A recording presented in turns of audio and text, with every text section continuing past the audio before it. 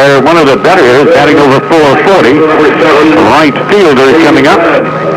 Number 7. Mariano was from Troy, New York. He must know Bernardo. Or perhaps will. Maybe they didn't. That's like, you know, when you I was in the Navy, it was always a little lady would come up to you on the street and say, my son Joe's in the Navy. Do you know him? I don't know. Well, Troy is right next door to Loudonville. Yes. And I'm sure that he's acquainted, Rick is, with a number of these players. Okay, there is strike one to him. I was trying to check on Brennan. Brennan is from Plainview, New York. Most of the players are from New York, a few from Massachusetts. Basically a New York State team. Loudonville is near Albany, I believe. You go over there. I haven't been over there, Glenn. Were you over there last year? Yes, it's right on the outskirts of Albany. Breaking pitch inside, one ball almost there. Always occurs, the main basketball game occurs right when I'm always tied up in tournament time.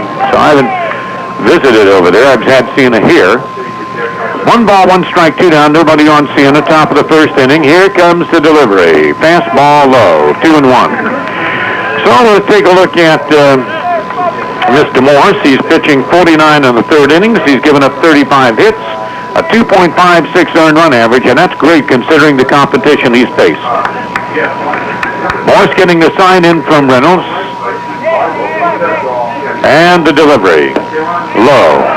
Center fielder, Lafayette, is playing for him to hit late toward right field, so there is a great hole out there between Gagner and left field, and Lafayette is playing him toward right. If he ever gets the ball over there, then it will roll to the football bleachers if the fence doesn't stop it.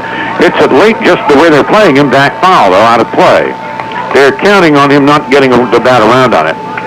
Particularly on a fastball, if they know that the sign is for a fastball, I'm sure they're shifting around to cover his hitting to the opposite field. All right, Scott Morse on the mound. He has 2 down, nobody on for Siena. Top of the first inning, a dreary day here, but it's not threatening to rain for the moment. 3-2 delivery coming in. Here's the pitch. It is straight 3 in the inside corner. Fastball got him. There's a lot of complaining from Brennan. Mr. Paquette said you got nailed, and that's the end of the first inning. 3 up, 3 down for Siena. We'll be back with the bottom half. Pitch outside. Is it a rule in the league, or is it just courtesy? They don't use it on the opposing pitcher, only on their own pitcher. Hit foul off a breaking pitch into the dugout. They only use it on their own pitching. I don't know what it would particularly tell you about the opponent anyway. You know, there are those who don't think it tells you very much anyway, and then there are those who want to keep it a secret. 1 ball and 2 strikes to the leadoff batter, Hutchinson. Swings and misses. Well, he got a piece of it. It has to be a throw to first base and out number 1. So the catcher will have to fire down. Turnbull, and strikeout number 1 of the game is the leadoff batter, Hutchinson. Strikeout number 1 for Dupuy. Jeff Dupuy from Stanford. That's going to bring up Bordick. Batting at 349 now on the year. At 344. Mike's been struggling a little bit lately. He's hitting the ball at people. Yeah, he's topping it and hitting it on the ground at people. You're right, and he's not getting the real good stroke that he was getting a little earlier. 28 RBIs on the year. No score. Bottom of the first. Borda looks at one inside. He's not hitting the long ball particularly this year, although he has 8 doubles. He did a lot of that in Florida. He has a triple and 2 home runs. He's had 70 total bases this year, Len. Oh, he's done an excellent job this season. You go over his career batting average and see how it's climbed. Hits it toward the left side for a base hit. There it goes. He went over 5 yesterday. Bordick didn't wait long. He got one through short and third for a base hit. So the first hit of the ball game is a 1-out single by Bordick, and here comes Bernardo. Well, what else can I say about Rick? Bernardo is batting 408 in games played last week. He is the ECAC Co-Player of the Week. The other Player of the Week was from Siena College, Benell. Bernardo, prior to yesterday's game, hit in 12 games. He hit yesterday. There's a throw to second base on the steal. It bounces into center field. Bordick's going to get up and go to third base. And we have a runner at third base. Be a stolen base and an error. Stolen base and an error on the catcher. on the throw. So Maine suddenly is a runner at third base, and the catcher Turnbull is charged with an error. Bernardo hit one out of here yesterday, and I thought it was going to be a gigantic shot, and then Reynolds turned around and hit one better to the left side. So Maine with a runner at third now, so it is a single by Bordick, a stolen base, and an error on the catcher on the throw, and he's at third with one down, and Bernardo has one ball and no strikes. Here's Dupuis' pitch. Bernardo hits it to the first baseman.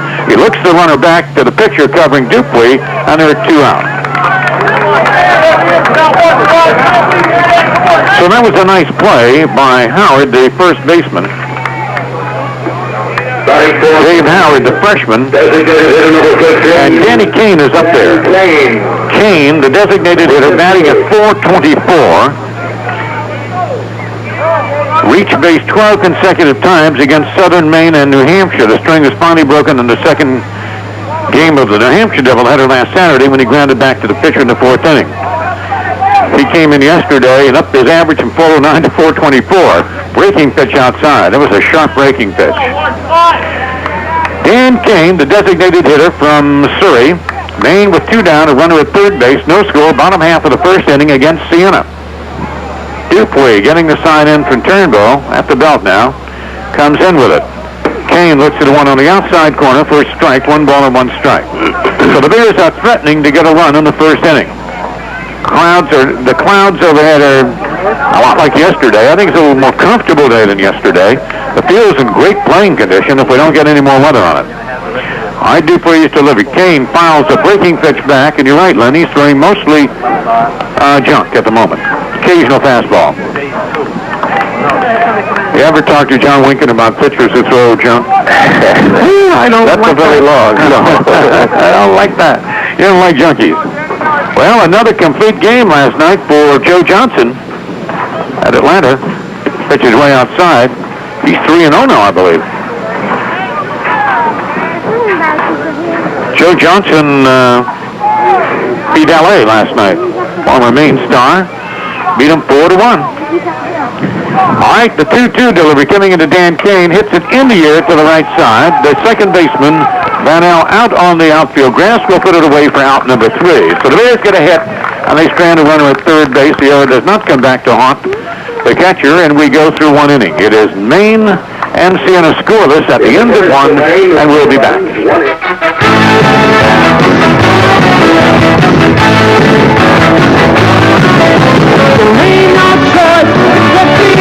The leadoff batter is Turnbull, the catcher, who got off the hook in the last inning. He's batting at .376. Pitches low for ball 1 from Scotty Morris. No score, top half of inning number 2, 7-inning ball game, game 1. That's over for a strike.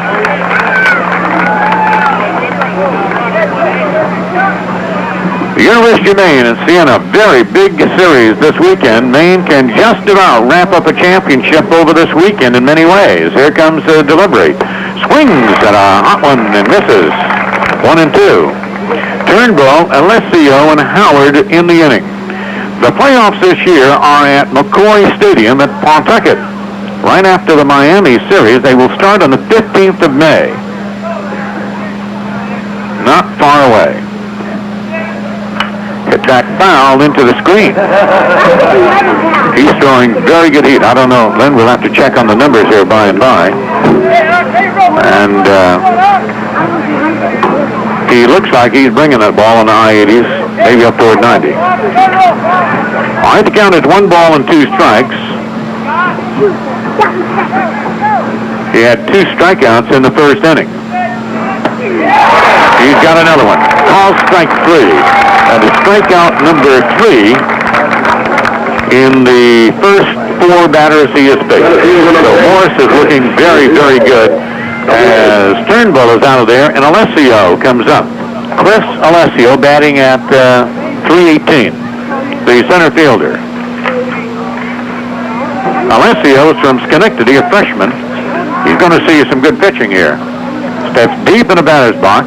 Swings and misses. Now, where he's standing in the batting box and where Morris is pitching that fastball away, that young man is going to need a bat a little bit longer than the one he's got.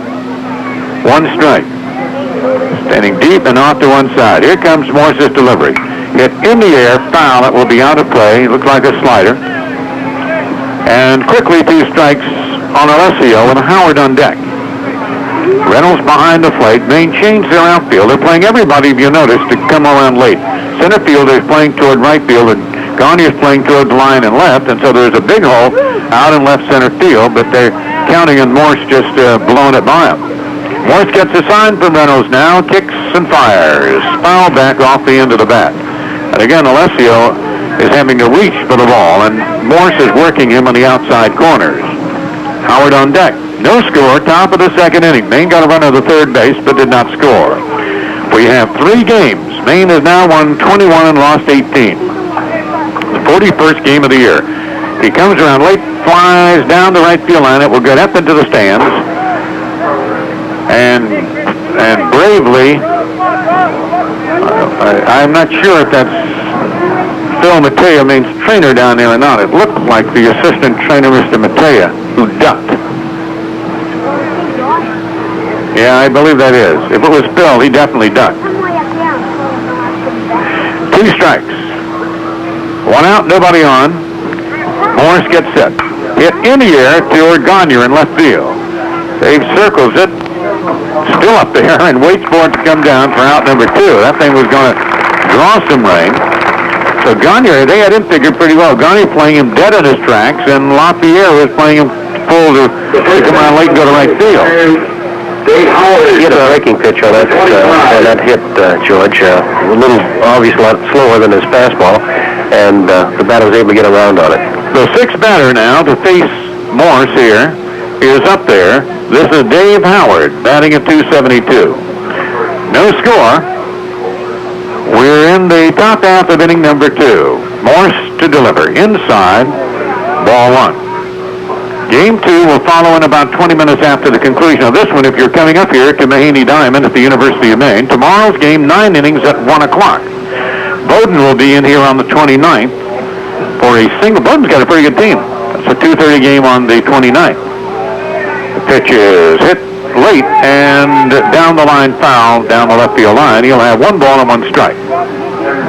It is not a bad day for baseball. It is cloudy, but it is kind of, it gets alternately light and dark, but the wind is not blowing that heavy. So I think the folks look fairly comfortable out there today. Morse spears in and gets the sign from Reynolds now to the left-handed batter. This is Howard. 1-1 delivery. Hit foul again down in the parking lot area. George Hale with Len Harlow joined me today. Mr. Hackett is gone to New Hampshire, speaking at an educational deal down there. College fair, I believe. Yeah, some kind of college fair. He's busy, but he will be back tomorrow, and we will compare notes on our color man. Len does a terrific job for us here at the university as the sports information director.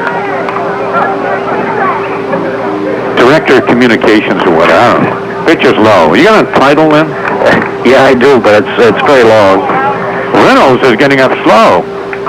He's okay, I guess. He got banged up a little bit there. 1 ball and 2 strikes. I've given you several titles through the years. Yes, none of which could be repeated, I don't think, on the air. Well, the one in Miami they gave you after you were robbed down there was coward. Your wife chased the robber while you hid under the car. That was the thing I cannot understand. Yeah, but I called for her to come back. 1 ball and 2 strikes. Here's the delivery. It's late down the left field line. Could be trouble. Gagner's coming on. The ball is in foul territory as Gagner rolls over trying to get to it. And it dropped harmlessly in foul territory, and the count remains 1-2.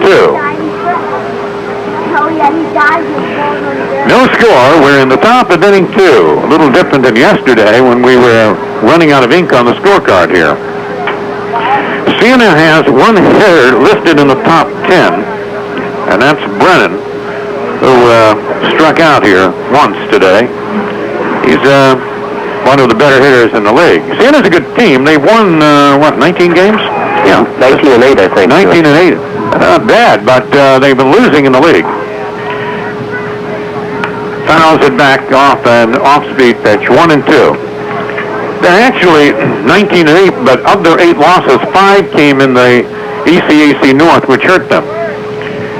Now, Northeastern, by losing to Siena yesterday, really got themselves in trouble because they had a win over Maine. But they now are 4 losses in the league, Siena 5 and Maine 1. So if Maine were to sweep this series, the worst they could end up with would be 4 losses in the league. Sings, and this is strike 3. He's got him 6 batters in a row, and he struck out, Morse has struck out 4 of the first 6 batters he has faced. Like Al Hackett often says, Lynn, those averages may be coming down when Morse is out there. Okay, that's the end of the top half of the second inning. No scores. We go to the bottom of the Super Ball 1. Dupuis, a youngster with a 2-1 mark from Sanford up on the hill, misses outside ball 2. The thing that Dupuis and the other pitchers who go in the series will find about Maine is if you work behind them, you get in big trouble. That's what happened to the youngster yesterday, among things, from Husson. He's outside now, ball 3, and now he's got to come in with it. You got Etzweiler, LaPierre, and Reynolds coming up right away. So he gets behind the hitters. Some things start happening. Big question on Dupuis is going to be his stamina. How long can he go? He's been primarily a reliever. He's not used to going more than 2 or 3 innings. Well, I don't know what their game plan is today. Whoa, it just throws it way outside. Etzweiler's going to run to first because he got past the catcher, and he takes the turn and takes a look. He'll stop at first base. So that is the first walk of the ball game. Dupuis has a strikeout and a walk, and LaPierre comes up, batting at 305 now. LaPierre got picked on first base yesterday and ran to the other end of the dugout. He's a terrific kid. You gotta like this kid. 305 average, 71 total bases on the year. That's a strikeout. Well, he struck out 18 times this year. Throw to first base, and Etzweiler back in. Now, John likes to make things happen here, and he runs Etzweiler, and they usually, lately, been catching Etzweiler. He's not a great runner. They hold him on. Turnbull is taking a look down here. Dupuis throwing over.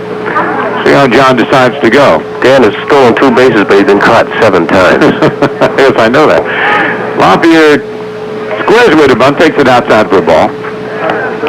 On a field play, he is given a safe side. 1 ball and no strikes. So the runner off first base is Dan Etzweiler. LaPierre up, and Billy Reynolds on deck, and he had a gargantuan shot yesterday, so we'll see how this inning goes.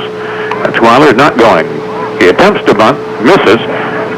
Maine bunts so infrequently that sometimes you just wonder if the kids can bunt, you know that? I think in Gary's case, he was really trying to bunt for a base hit. He was very quick getting down first baseline. Well, he runs well. 1 ball, 1 strike. I was reading Mickey Mantle's book today. I know this Mike Dowd in the paper today was reading it. And Mantle, the first time he bunted without Casey Single's permission was a funny line. Here's the delivery. He does bunt. It's foul. Mantle said in his book, when he got back to the dugout, they said, "Nice bunt, kid." He said, "It's just one thing. The next time you bunt, we'll tell you." We'll tell you when to do it.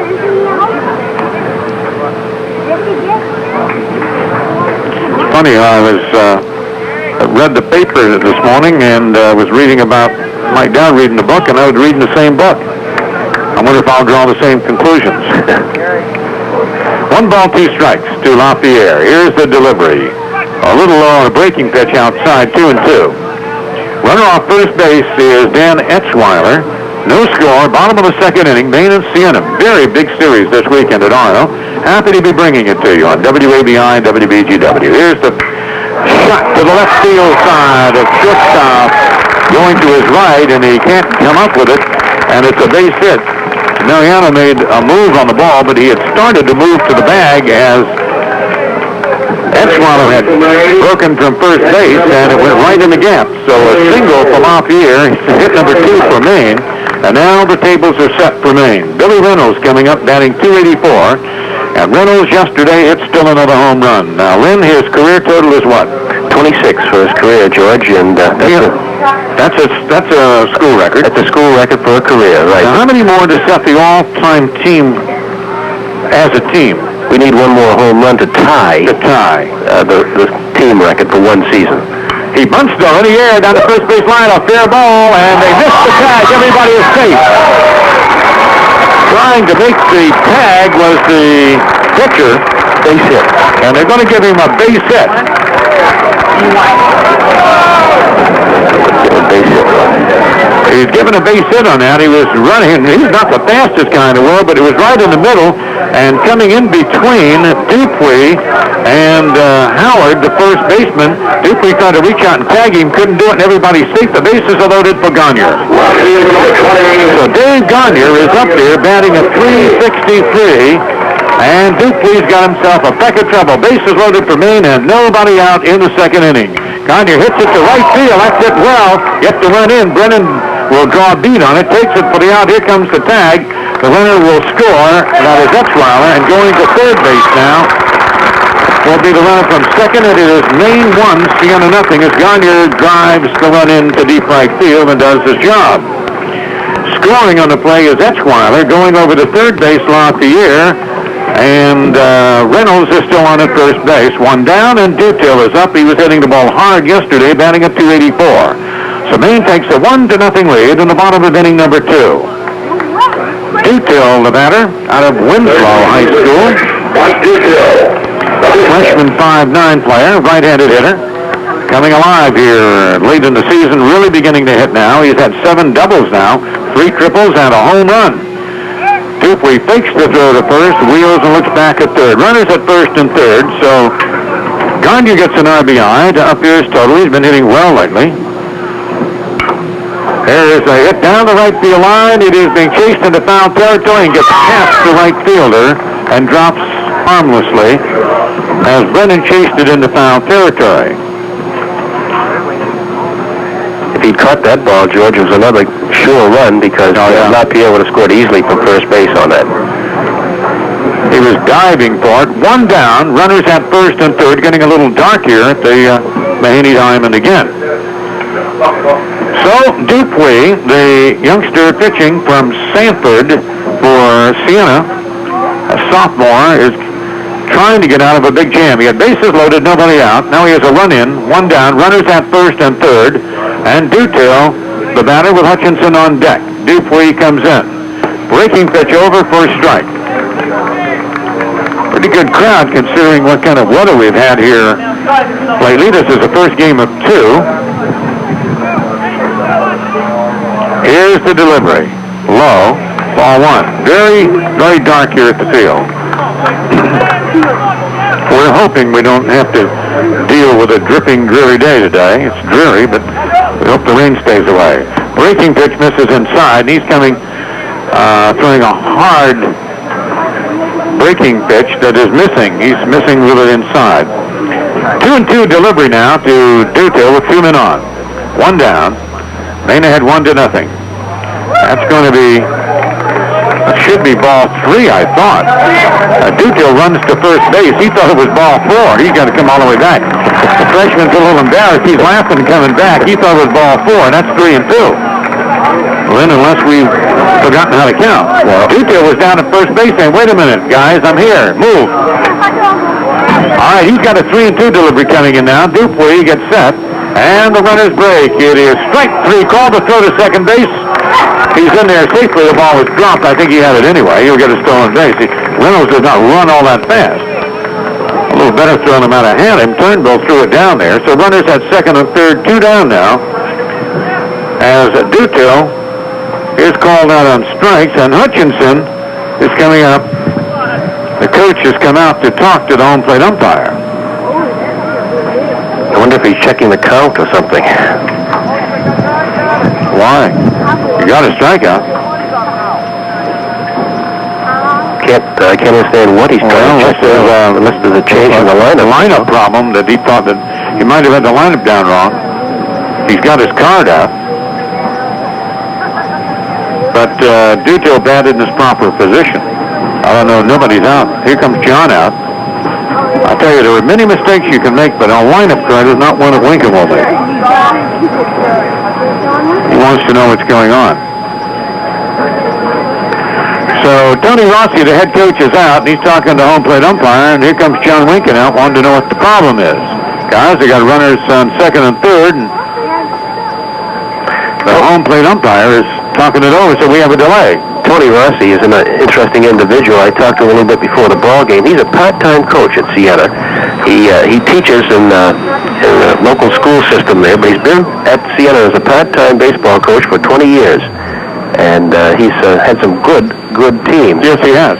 He's done an excellent job with that program, but he says that he doesn't get an awful lot of support from his administration. They don't even come out to watch his ball games, he said. Well, he's won 19 games and lost 8 this year. He's got them going again. Now, it has to do with the batting order, I think. John Winkins, he's got a score book, and he's talking to the umpires. Runners at second and third, they have batted in the exact order we were given. Yeah. It's a question of whether they gave Rossi the same list, or if he mistook something that they put down. Considerable discussion going on here. Well, we'll wait and see. Now they're going to come back and look, try to get away from the coaches. The batting order is posted officially. John Winkins seems happy with the whole thing. He's leaving. I'm not really sure what's going on here, other than there's still an argument going on, a quiet argument over the batting order. And now Siena has lost the argument, and they're mad. They lost the argument. When Lincoln left, I knew they had lost the argument. And Rossi's a little hot right now. He jumped up and down and gave some of that red man a shot. And it had to do with, I assume with Dutil, but where else could they have batted him? He was the 9th guy up. According to the lineup we had, they batted in the exact order. And they bat where they always bat. Mm-hmm. It's a standard lineup for John Winkins' team when he's facing a right-handed pitcher. We've had a considerable delay here. Maine had 1-0, 2 men on, 2 down, and the umpires now are trying to get away. What they do is they have this form, this carbon, and they fill it out, and then they all pass it around, and all of a sudden, Rossi decided that somebody in Maine ought to bat it out of position, and that's what I'm assuming the argument's all about. Yeah, I think that is correct. Maine did not get I believe that the reason that the hurry-up activity is that Morse is out of the game because he was designated as the number 9 batter, because Maine didn't have a man in that position, and I believe that Morse has been pinch hit for by Dutil, and he's out of the game. It is 1-1, and I think Siena has just gotten one of the finest pitchers in the league out, and that means that Morse will go in game 2 and Plimpton's going to go in game 1, I bet. All right, here comes the delivery to Hutchinson. Hits it towards center field. He hit it deep. Alessio, though, has room. He goes back, and he'll take it for out number 3. So apparently Morse is out of the game on that argument. We'll have to cover it when we come back. We'll be back in just a minute. Will your tires survive the pothole season? Fitz Tire urges you to replace them now with top-quality Uniroyal tires. Fitz carries the full line of Uniroyal tires for cars, trucks, and RVs. In the order. Didn't have one there at all. And apparently didn't have anybody in that spot. And the pitcher was then the number 9 batter. And he said, your pitcher is out of the game. And they argued for 15 minutes and went back and forth. And finally the umpires ruled that Maine had indeed technically pinch hit for their starting pitcher, who went 2 innings, struck out 4 of the 6 batters he faced. Does he get a no-hitter? And Plimpton then suddenly went racing to the bullpen and started getting ready. He's gained 2 pitchers. And now there are all kinds of questions. Number 4. John Winkins was going to supper with me tonight, Alan. I'm not sure, Linda, if I want that anymore. Well, all right, let's see how it goes. We're going to finally play baseball, and again, I apologize for the long delay, and there's nothing we can do about it. Maine ahead 1-0, top half of inning 3, and it just is a question now whether Plimpton is ready, stretching and walking around. He had no opportunity to get his arm stretching, no opportunity to do anything except run out on the hill, and this has got to be one of the stranger sets of circumstances that, and I'm wondering now just how emotional he does to them. Here is Borg up. It is 1-0 Maine, top of the 3rd. We will play ball. Pitch is way outside by Plimpton. So Plimpton has come on here. This is a vital series. If you told me that when I came to the ballpark today that Morse would go 2 perfect innings and the relief pitcher would be Plimpton, I told you you're crazy. High and outside ball 2, and he's trying to get loose. And Rossi's sitting in the dugout with a grin. He got maybe a guy that's going to go in the first 3 rounds of the Major League Draft out of the ball game on a technicality. Sort of the shades of what happened to us last year in the playoffs, George. You remember the rain-delayed game in which we lost Plimpton? Yes. Had to come back the second day and got beaten. Swings to the fastball and misses. Well, that's when Plimpton was pitching in the rain, and then they came back with Kowalski the next day. Yeah. And got beaten, went on to lose game 2, and were eliminated from the ECACs. But Plimpton, in effect, was removed because he couldn't come back the second day. He had a 2-0 lead, I believe. Yeah, that's correct. It was 2-0 when we went home for supper. When you lose those good pitchers, boy, it's tough. 2-1 pitch is high, ball 3. So Plimpton trying to get loose on the hill. Borg the batter. It is 1-0 Maine, top of the 3rd inning. Well, you say, why can't they just overlook a little paper thing? But you can't do that. That thing is official when it comes out on the field, and apparently there was a mistake. 3-1 delivery. Hit in the air, foul, back of home plate, coming back toward the stands, and it is 3-2. So Morse is out of the game, and he's got to be sitting there scratching his head. I just have no comprehension now what John would be thinking for game 2 at the moment. Well, I know it's going to happen. Either Loubier's going to come in and go game 2, or it's going to be Morse coming back. All right, getting set now. Here comes Plimpton's pitch. It is hit in the air. Etchweiler out on the outfield grass behind second. We'll wait for it to come down. And 1 up, 1 down. So Plimpton gets the range and gets Borg to golf it in the air. And Bennell will come up. The second baseman, number 9, George Bennell. George Bennell, the number 8 hitter in the lineup. George, he's the leading home run hitter for Siena this year, and he's just a slim fellow. He doesn't look like he's got enough power to get the ball out. He's hit 9 of them already this season. Well, he will never have a better opportunity to face Plimpton when he's not ready. Swings at a breaking pitch and misses.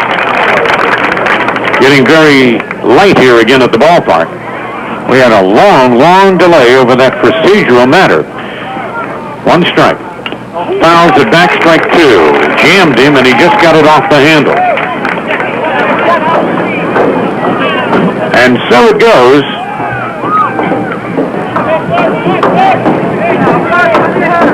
Maine accidentally pinch hit for the pitcher. That is something, isn't it? 0-2. Pitch is a breaking pitch. Slider got him, strike 3. And that is strikeout number 5 of the ball game. But the first by Plimpton. I don't know how Siena could be any deeper, Larry, facing Plimpton and Morse in the same game. Nobody else has had to do that this year. It's like bringing Swift in from center field. All right, 2 down now. Time call. The batter is the designated hitter, Phil Ganowski.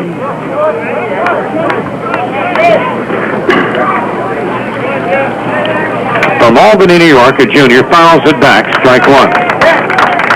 They didn't gain anything. The only thing they've really done here, really, is create confusion and trouble for the Maine pitching staff. They really haven't helped themselves getting Plimpton, but they didn't hurt themselves either. Unless Scotty Morse can't come back. Or it was not effective if he does come back. Hit foul back. 0-2. 2 down. They have not had a base hit. The 2 Maine pitchers now have retired the first 8 batters of Siena. Maine ahead 1-0. We're in the top of the 3rd. I don't know how their pitcher is going to... Well, they may get a bunch of runs here.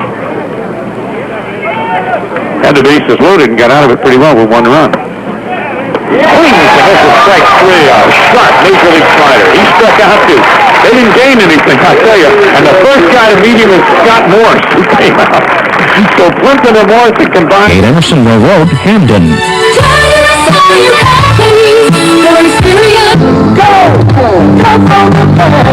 See them now at Thornton Sports Shop on Get in, which he desperately needs. You know, he had that arm problem earlier. They are doing now. Boy, this is a tough spot. Here comes the delivery to Bordick. Breaking pitch from Dupuy over for a strike. So the University of Maine leading at 1-0 in a weird one. Plimpton having to come in relief of Morse. Inside, 1-1. Bordick, who got on in a single the first time up, starting to jump the ball maybe a little bit. Takes it inside, ball 2. I would think a young man like Jeff Dupree would be really pumped up to pitch in this ball game. Coming from Sanford, Maine, facing a team that he's heard a lot about and knows a lot about, and he knows a lot of the players. That is ball 3 inside. If he works behind the hitters, he'll need more than getting Morse out of the game. It is Dupuy on the hill. Jeff Dupuy, a 2-1 pitcher, on record. Ball 4, and he walks the leadoff batter, which is not always an omen of good things to come. Now, the question remains, what about the DH? Or has the DH been affected by all of this? Or does Plumpton have to bat? We're thinking maybe that he has to bat in that DH position. It seems that way because I think Kane he does. I think the Maine's pitcher is going to have to bat. They've lost the DH. Kane is not out on deck. No, Kane's out of the ball game. It's going to be Plumpton with no batting average. You got him on your list? Because Maine has not had a pitcher bat this year, have we? No, there has not been a pitcher hit this year. That's just for a strike to Bernardo. So Plumpton is going to get the old razzmatazz from the players. He's going to have to come out and bat in the DH position because of all of this technicality. We're guessing. And he was down being stretched out by Wes Jordan. He came running back in, so we got to believe that he's out. Yeah, he's got a helmet on. So with the DH rule, when Dutil accidentally pinch hit for Morse, Maine lost the DH. Kane is out of the game. Runner breaks. It's hit high toward right field. It's hit good. It's out there deep. Brennan is chasing it. He looks up. The center fielder comes over and makes the catch. Alessio. Now the throw to first base is going to be close, and they double up. Bordick, who had gone to second base. And Maine hits into this is a weird game. Bordick was standing on second base when Alessio grabbed the ball on the warning track, and he had gone too far. The throw comes in, 8-2-3, and there's a double play, and Plumpton, the pitcher, is up batting for the first time. Number 29, pitcher Jeff Plumpton. Plumpton must bat in the designated hitter spot, so Maine has been hurt here. They have lost their starting pitcher. They have lost the designated hitter. Funny if Plumpton hits one out of here. So Dupuy, trailing 1-0 in the bottom of the third, gets a base running mistake by Maine.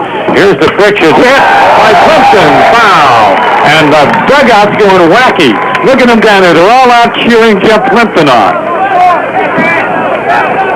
And they're all out waiting to see if he can get a base hit. Breaking pitch low, ball 1. This thing has had more fun than the perils of Pauline so far. On that double play, George, Mike Bordick had rounded second base. He was on the other side of second base. He didn't think they were going to get it. When that ball was caught, he just couldn't get back. All right, here comes Dupuy's pitch. Plumpton looks at a strike. 1-2. Joe Johnson last night, a former University of Maine pitcher, struck out 9, gave up 4 hits as they beat the Dodgers 4-1. That's his second complete game in a row. 1-2 delivery coming into Plumpton. Swings and misses strike 3. So Plumpton fooled on a slider. Now he's got to go pitch. Hey, don't go away. This thing is different.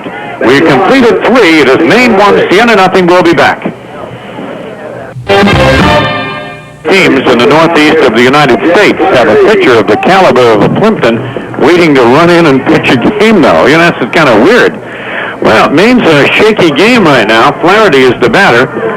Siena has been shut out. They have been hitless. They have struck out, 6 of the 9 batters that have been up, Flynn? That's right. My goodness. And yet, it's only 1-0. Fastball missing outside to the leadoff batter, Jay Flaherty, of Siena in a league game here, top of the 4th of a 7-inning game. Doubleheader. 1-0 Maine on 2 hits now. Plumpton gets set. It's hit to the right side. Back is Hutchinson for it, and he takes it for out number 1. Hit pretty well. The best hit from all of the ball game by Siena, but it was Hutchinson not moving very far to take it. 1 up, 1 down. That is the 10th straight batter that has been retired by the 2 stars. Joe Mariano is up. grounded out 6-3 in his first appearance in the ball game today.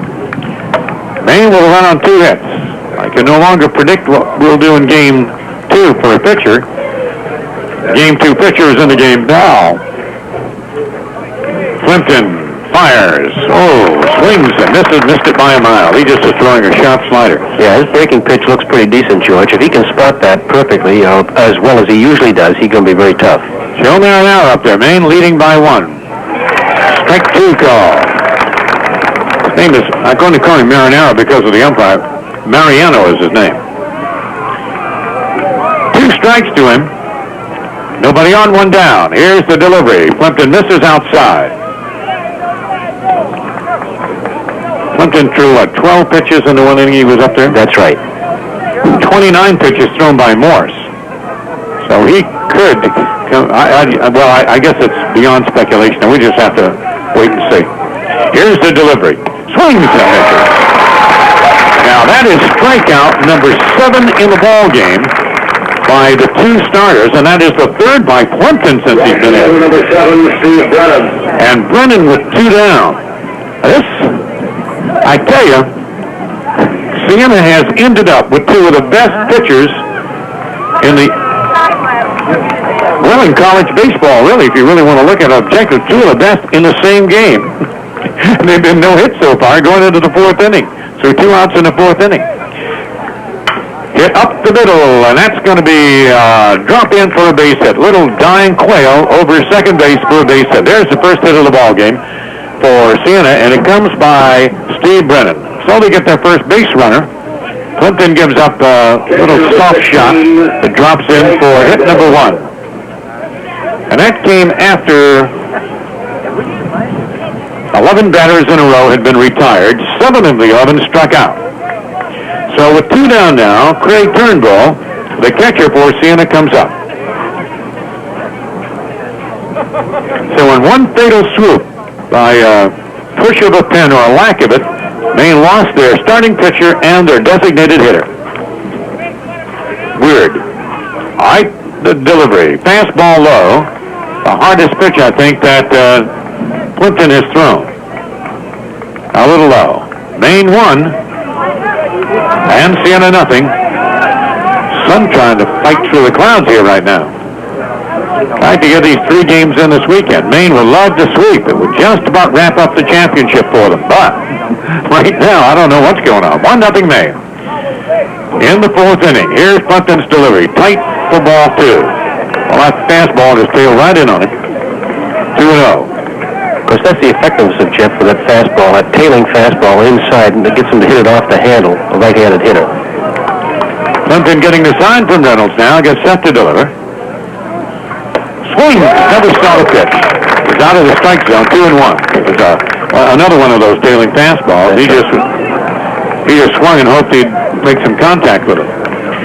The batter Turnbull, Brennan on first, has the first base hit of the ball game for Siena.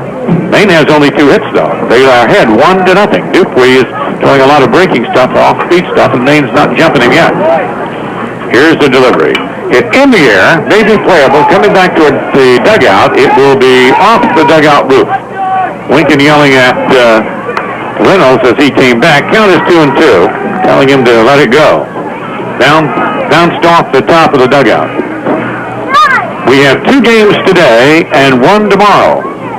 We had a long delay today when Tony Rossi, the head coach of Siena, waited until he saw Maine make a mistake.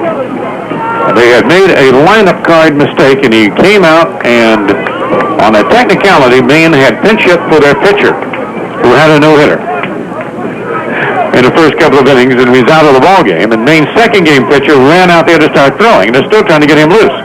2-2. Strike 3 called on a breaking pitch, and another argument at the plate. That is strikeout number 8. And Plimpton's been magnificent since coming in. He has struck out 4 batters since he's been in there. Old Town Fuel and Building Supply just across the bridge in Milford. My information, Len, is that the intention is that Maine will pitch Scott Morse in game 2 now. Check swing by Etzweiler back. He threw 29 pitches before they forced him out, and he put his jacket on, and That is not official, but the word that we got back from downstairs was that the intention is to bring Morse back for game 2. Pitch by Dupuy is inside. 1 ball and 1 strike. You joined us late. There was a batting order mistake made on the official card, and Morse had to leave the game. Maine ahead 1-0. That's lined up the middle for a base hit by Upshaw. Just reached out and slapped the ball through the box. And Dupuy had to duck the cover. And there is hit number 3 by Maine. And Maine gets the leadoff man on again. The center field over 8, Gary LaPierre. Gary LaPierre is up there, followed by Billy Reynolds. Well, it ought to make for an interesting post-game show today. I'm wondering if we're going to see Gary lay down another bunt here. That field is a little wet, and that ball just dies on that wet grass. Not as wet as others were. That was covered, though. It was wet yesterday. This field's in great shape. He does bunt. He bunted it foul. He was bunting to get on base, too. Yes. All right, strike 1. LaPierre, Reynolds, Gagne coming along here. Leadoff single. Maine ahead 1-0 in game 1. This is a 7-inning games now. And so we're in the bottom half of inning number 4. In what has turned out to be, I'm trying to think of a good word for it. Word we overuse. How about bizarre? Bizarre, we overuse that too. That's a decent word, though. Yeah, that's a decent word. Hit in the foul coming back up toward the press box. They didn't get us. I knew it wasn't going to be close because my color man, Lynn Harlow, had not gone underneath the table. When it's close, he is under the table. So it is strike 2 to LaPierre. Maine ahead 1-0, bottom of the 4th. Dupuy getting set for Siena, fires in the dirt, blocked by the catcher. Nice move by Turnbull, keeping the ball in front of him as he's supposed to do to prevent the advance. 1 ball and 2 strikes. LaPierre, in his first appearance in the game, singled, ended up stranded at third base. Here's the delivery. Reaches out, hits it to a shortstop, could be 2. They're going to go for the 1 play at first base, and again. Now, a very close play at first base. The crowd did not like the call. Johnny Coughlin called him out. The runner advances to second base. Howard made the long stretch. The only play that Mariano had was the first. It was slowly hit. Billy Reynolds coming up. He has singled and has a stolen base. Reynolds is very capable of getting the thing out of here, too, guys. Yesterday, he hit a gigantic home run. 1 more home run, and Maine will tie their all-time season total.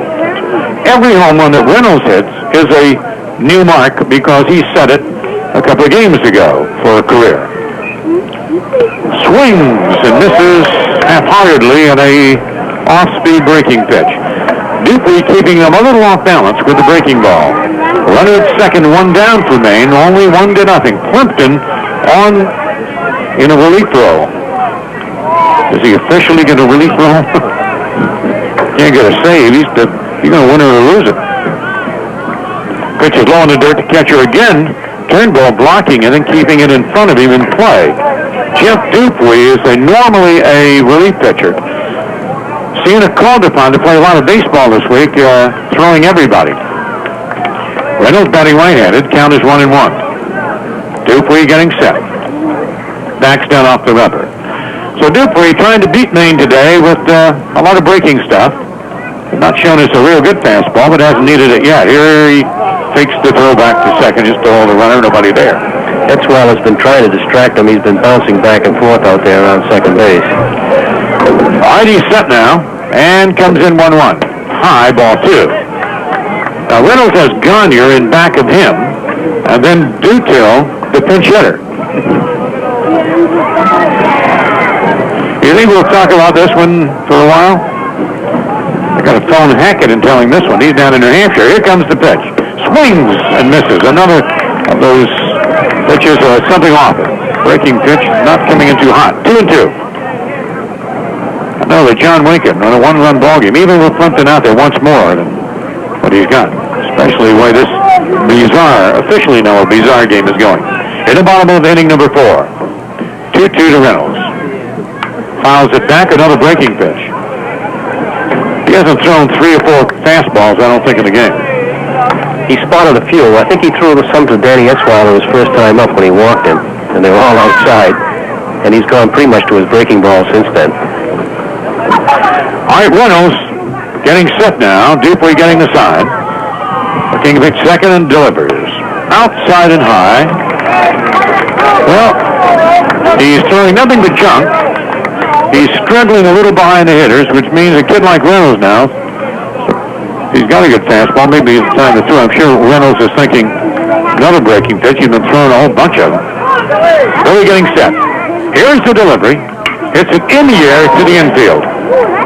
Mariano, the shortstop, coming in now on the grass and puts it away for out number 2.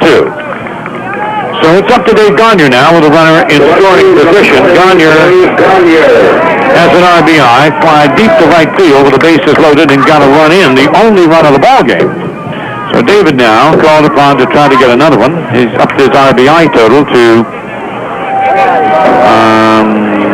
13 now. He has 29 base hits on the year, batting at 363. One home run that he hit at South Carolina. Kept him alive in that South Carolina game. Fastball for a strike. He hasn't thrown many of them. So Rich Weiler at second base for 2 down. Maine ahead 1-0 in the 4th inning. It's a squeaker now. Breaking pitch misses. 1 ball, 1 strike.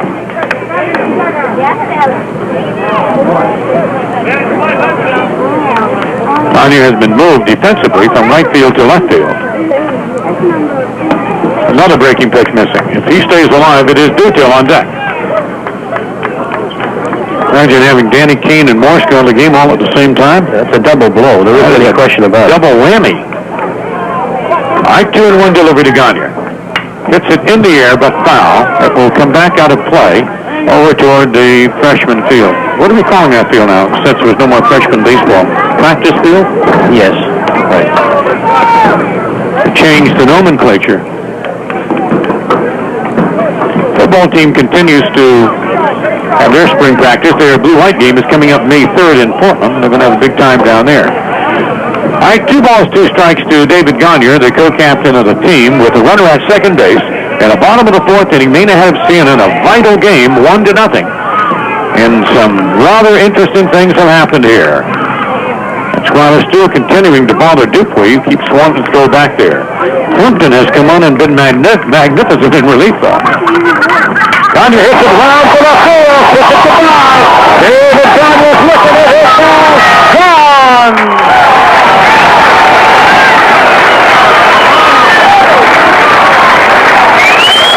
David takes the trap. It is 3-0 Maine as he put one out in Reynolds country from yesterday. He got short, compact swing of David, and he's a money ball player.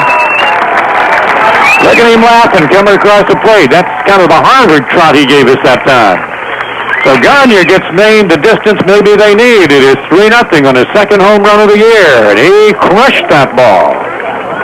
That's why David's so important. He, in the clutch, and we've seen it time after time. We saw it in the regional playoffs. We saw it at South Carolina. He can get that job done, and he's made a big difference in this ball club since he came in and started to play regularly. Here's the pitch to Dutil. Over for a strike. So Dupuy came inside on Gagne, and he just said, okay, goodbye, and he hit it a 10. He watched it for a while. Low. A thing of beauty is a joy forever. And he was just kind of standing on the basement watching that thing go. Here comes the delivery. Hit toward the right side. Base hit by Doodle out of the right field. And Maine now has 5 hits in the ball game. Gagne's given him... Gagne's, by the way, has all 3 RBIs in the ball game. 2 with the home run, and he had 1 and they fly out to right field. George, probably the most improved ball player on our club so far this year is Mike Dutil. Absolutely. He struggled very early, had a mess of strikeouts, and he's come back now. He's got his average rate up there to, 280-something? 284, I think, or something like that? Dutil at 284 coming in. He now has another base hit, so he's approaching 300. Gagne, by the way, now has 15 RBIs with 3 in a game. Here's Dupuy's delivery to Hutchinson, who is another outstanding player. Struck out and flied out to center field, batting at 349, Hutchinson. He has 2 triples this year and 9 doubles. He hit a home run. It's chopped in the air toward the mound. It's the pitcher. Dupuy throws to first Nice play as Hutchinson rolls over the bag. So, here's Alessio up here now for the second time. Fouls one back over our heads. First strike one. Well, maybe Rossi, I'm sure Rossi and every other coach would have done what Rossi did, but I don't know that he did himself any favors either. He woke up a sleeping giant, maybe. Here comes Plimpton's delivery on the outside corner for a strike. Siena out hit 5-1. Gagne with all 3 RBIs. Maine ahead 3-0. And a very big series this weekend. Plimpton fires outside. Chris Alessio, the batter. They're a fairly young team. He's a freshman from Schenectady. We had a delay. We've had everything here. I didn't know where it was. Jeff Plimpton, the relief pitcher, gets set. Swings, and this is strike 3, and that is strikeout number 5 since Plimpton came in. Is he being tough or what? That was a great breaking pitch, George. Good slider.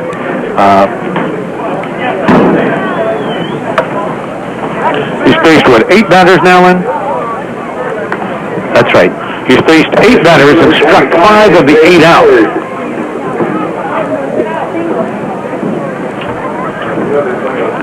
The batter now is Dave Howard, batting left-handed. Looks at one over for a strike. I'll tell you the way Plimpton's going, he could relieve in game 2. He's not throwing many pitches. He has thrown 24 pitches in 2 innings. He's into his 3rd inning, and he hasn't done much here but just get everybody out. Strike 2 call. Siena has had 9 batters K'd by the 2 guys, Morris and Plimpton. Luby are still scheduled to go tomorrow. That means that Morris will try to come back and go game 2 today, having thrown only 29 pitches before being technically eliminated. Just missing. 1 ball and 2 strikes. That was a slider that he tried to backdoor the batter with on the outside part of the plate, and he just did miss it. 1 ball, 2 strikes, 1 down. Maine ahead 3-0, top half of inning number 5. Here's the delivery.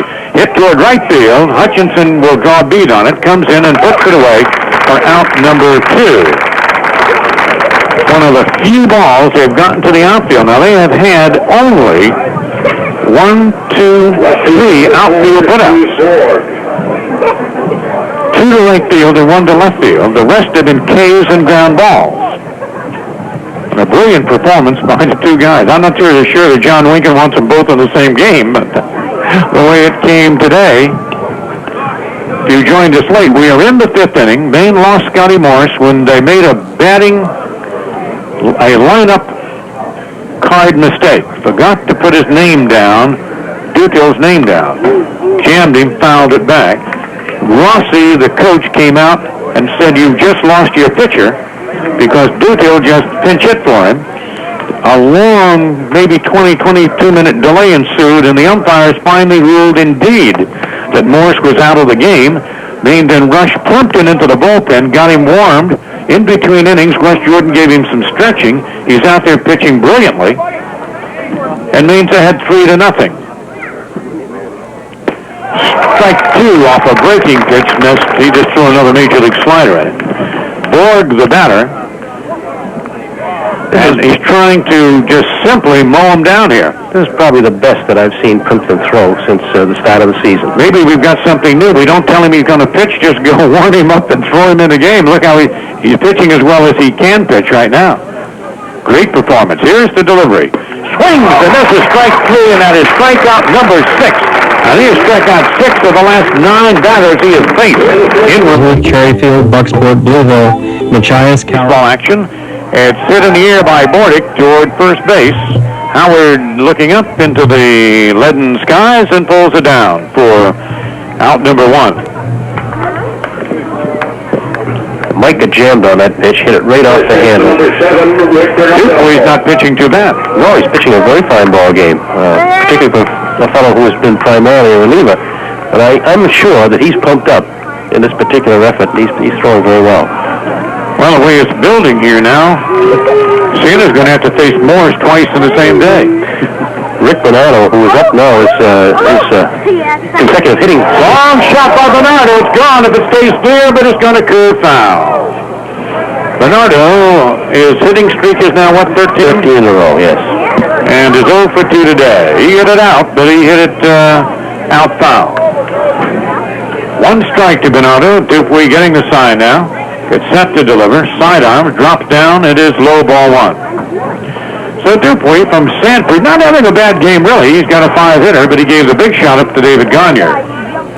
Pilch is low in the dirt, bounding away. 2 balls and 1 strike. I want to Plimpton's going to have to come up again. It was funny when he came up the first time. Maine lost their designated hitter, and Plimpton had to bat. And the crowd and everybody was trying to help him. There's on the outside corner, breaking pitch. 2-2 to the left-handed hitter. And all the guys on the bench were out, and he hit one foul, and they gave him a standing O. Plimpton, probably good hitter in high school, but not doing it in college. Here's the delivery. Hit to third. Nice stop by the third baseman, Flaherty. Throws to first in the dirt, and the ball is bobbled. They're going to have to give the third baseman an error. Flaherty will be given an error on the throw, and Bernardo's on board. Did not help his hitting streak, but Maine gets the baseman on. That was a nice play by Flaherty, who did half of it well. But then he threw low, and Howard could not come up with it at the bag at first base. And the pitcher, Plimpton, is up there now. Well, they do it in the majors, they do it in the minors. There's no reason why you can't do it. There are people who don't like the designated hitter rule. So for those that don't like it, you've got Plimpton batting for himself. Of course, you ought to let him take a little hitting before the game, though. I harken back to the days, though, when this didn't bother Maine at all when Billy Swift was pitching. Well, Swift, of course, didn't like to pitch and DH at the same time. Pitch is outside. So Jeff Plimpton up for the second time. He struck out in his first appearance. Batting in the DH role today. Squares away to bunt. Hits it toward shortstop. Just a big round of applause, and they have hit into a double play. They go to second, run to throw in the dirt. Not in time, just before it's at second base. So Plimpton hit the ball to shortstop, to Mariano, who threw to Banel at second base, got the force, and there's 2 down. When Plimpton hits the ball, you get a big round of applause. Plimpton now, though, has to run. So that's a little different for him. He puts the jacket on at first base, and Denny Etzweiler is coming up to the plate. Well, again, you do it in high school, and you can't put a pinch runner in or you lose him. He's got to run for himself.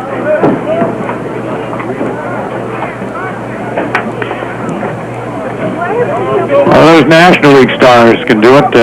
Why not, huh? Etzweiler, Maine ahead 3-0. Hits it in the air. He's not to be in the base path very long, though.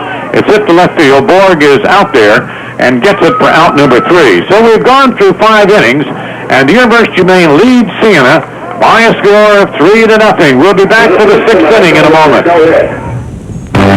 If you got a better one, you give it. Well, that sounds plausible to me at this point. Pretty sure because of the DH thing, too. All right, here's the leadoff batter, Banel. Banel, B-A-N-N-E-L-L. All right, Plimpton gets set to deliver. Hit foul, back off slider. Out of play.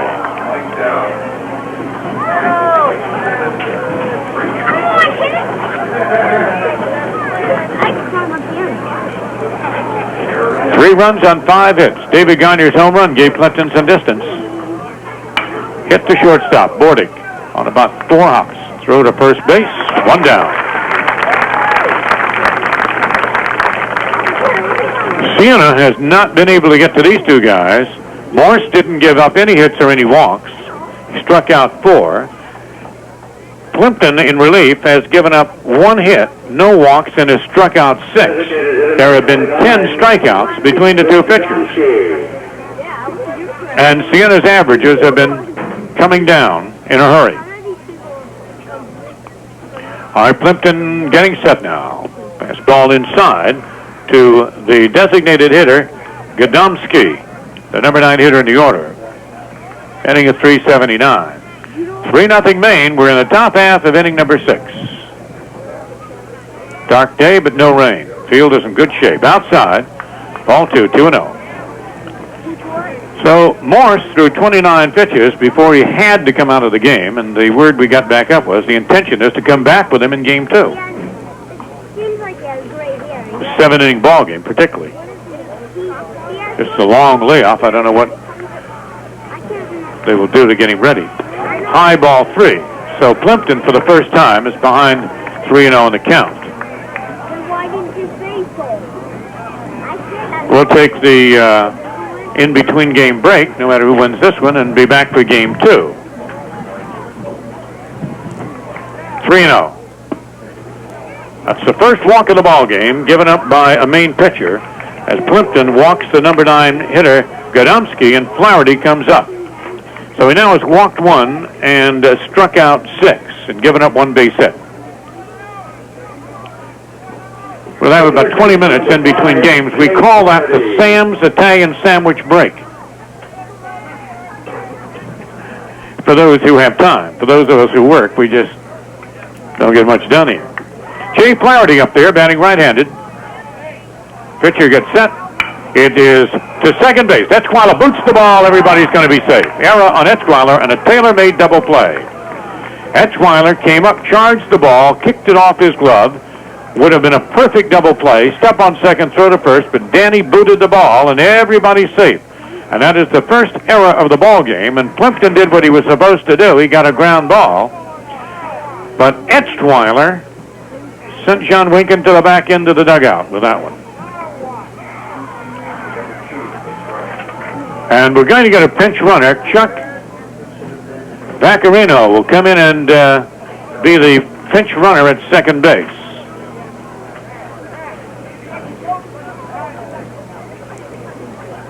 He had been coaching, so the runner will now go to the box and coach at first base.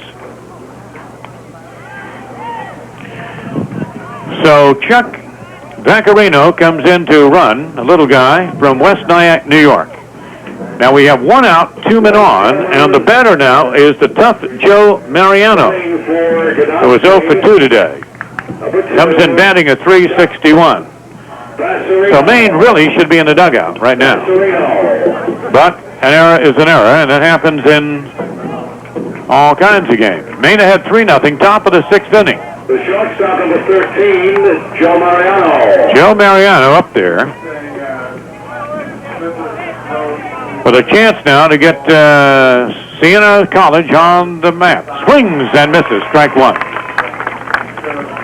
1 walk, 6 strikeouts by Plimpton, who is on in relief of Morse. And we'll not get into that again, but then he's in the game. And he's had 1 error now that hurt him. Swings and misses, strike 2. And he's blowing the ball right past. He's got Brennan on deck, and Brennan's got the only hit of the ball game for the Indians of Siena. Plimpton is just an outstanding hurler. Did not have a good outing last weekend, but it didn't bother him. He's right back here today. He won the game last week, 8-7. Hit in the air foul back of the plate area. Will come back into the stands here. And it is 0-2. So 2 men on a walk and an error by the second baseman. Maine 3 runs, 5 hits. Siena no runs, 1 hit. They have 3 errors charged to them now, but all 3 runs of Maine are earned.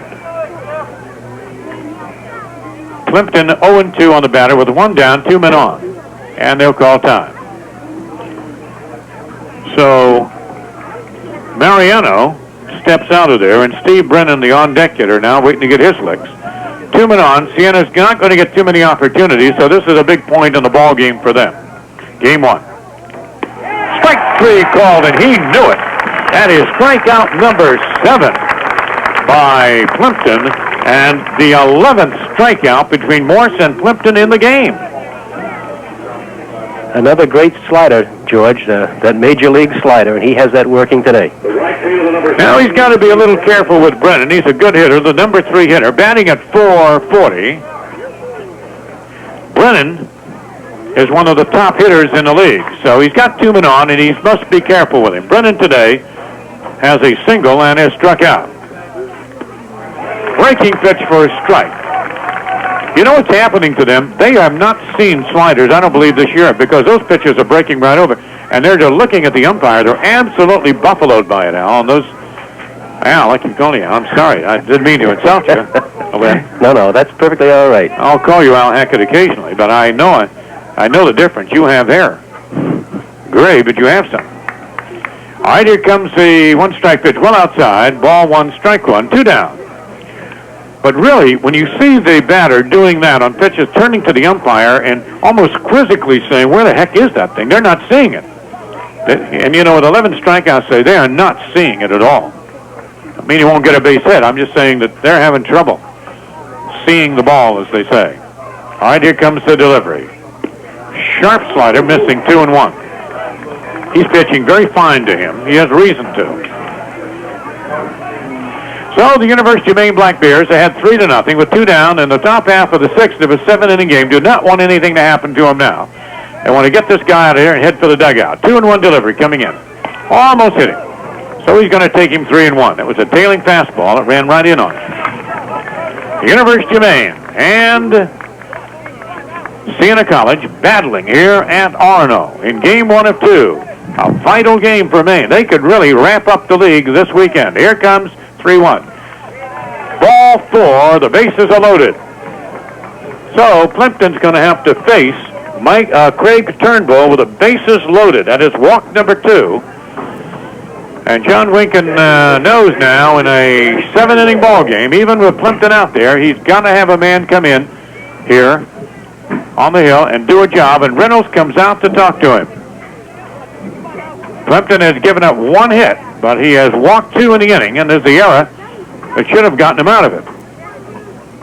So for the moment, it's a tough spot. Siena has the bases loaded. They may not have many chances. They have only 1 base hit.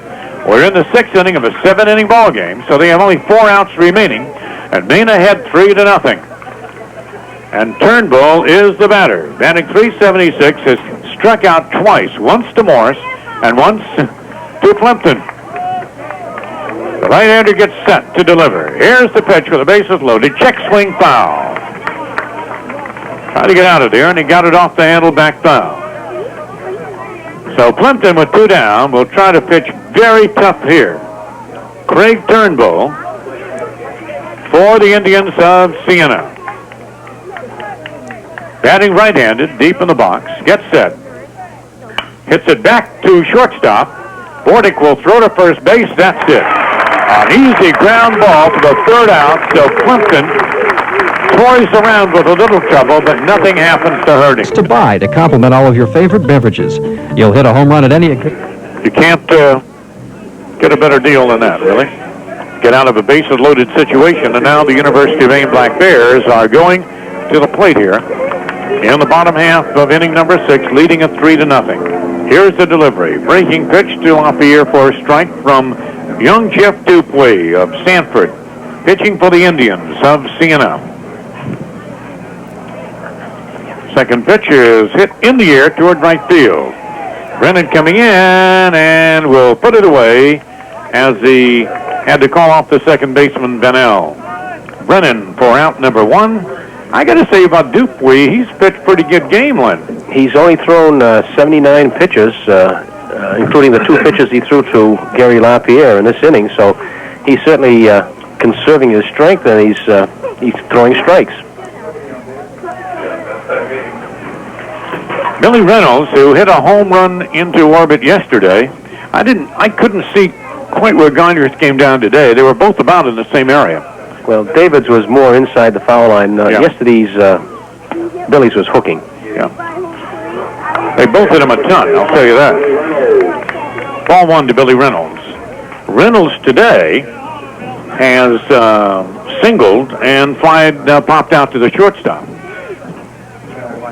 1 for 2. He's now hitting at .284. Here's the delivery to Reynolds. Strike 2. Strike 1. 1 ball, 1 strike. 1-1 to the former Edward Little High School star, now the co-captain of the team. Breaking pitch low. 2-1. Dupuy throwing all breaking stuff for the most part, occasionally hitting with a fastball. Maine's got 3 runs on the board. Breaking pitch fouled off. 2-2. An absolutely bizarre start to the game when Morse retired the first 6 batters, but when Maine came up and scored a run and had men on the base paths, Tony Rossi, the head coach, came out and said, guys, you've made an error on your batting order, and your pitcher is out of the game. Here's the hard shot to the gap. It could be trouble. That's going to be in for extra bases. Reynolds has put it up against the fence at 375, and he'll have a stand-up double. Billy Reynolds. Now that's how strong he is. He just reached out and hit the ball to 375. Didn't get it all. Reynolds, that is double number 7 on the year for Billy Reynolds. And David Gagne, who I can't say roped one, he clobbered one his last time up. Gagne has all the RBIs in the ball game, all 3. And Maine leads it 3-0 as Gagne comes up now with a runner at second base and 1 down. On deck, Dutil. Jeff Dupuy getting set. Here comes the delivery to Gagne over first strike. It was a breaking pitch the last time. He came in with a fastball that time. David's a better fastball hitter than a breaking ball hitter, so maybe you'll fool him again here. And he hit the breaking ball out. Dupuy looks back at second and comes in. David looks at one low. 1 ball, 1 strike. Gagne batting at 363 coming in now. Has 2 homers on the year. He has now 15 RBIs. Dupuy's pitch.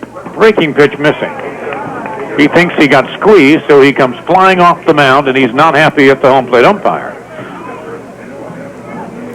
2 balls, 1 strike. Maine ahead 3-0 in a combined 1-hitter. Foul back, a fastball, 2-2. If you joined us and you know, and you follow Maine baseball, and you know that Morse and Plimpton are both pitching and have pitched in the same game, you are not shocked then that we have a combined 1-hitter and 11 strikeouts. You should not be shocked at that. Gagne reaches out and fouls it down the line into the bullpen. David spoiled a very good pitch in that time. It was a good breaking ball right on the outside part of the plate. He couldn't afford to let it go. Jeff Dupuy with a 2-2 count to Gagne. Runner at second base here in the bottom of the 6th inning. Almost hits him, drives him back, 3-2. Siena will have 3 outs left in this 7-inning ball game, game 1. If you're up in the area, it's a pleasant day at the ballpark at Arno. Coming up and see us for game 2. Single game tomorrow at 1 o'clock. Gagne hits at the shortstop. It is picked up by Mariano, throw to first base, and David is out of there 6-3, 2 down. And this brings up Dutil, who accidentally pinch hit for Morse and struck out in inning 2, and then singled his last time up. And to make that was a most bizarre plate appearance for Mike Dutil. If you remember correctly, he thought he was walked. Just before he struck out, he went all the way to first base. On ball 3, he ran to first base, so nothing was going well for him there. We'll kid him around. All right, Dupuy to deliver to Dutil. Fastball gets away from the catcher, and the runner will go to third base, Billy Reynolds. Fastball. And that is a pass ball on Turnbull, the catcher. It was taken for a strike, by the way. When it's taken for a strike, there's no waste anything but a pass ball.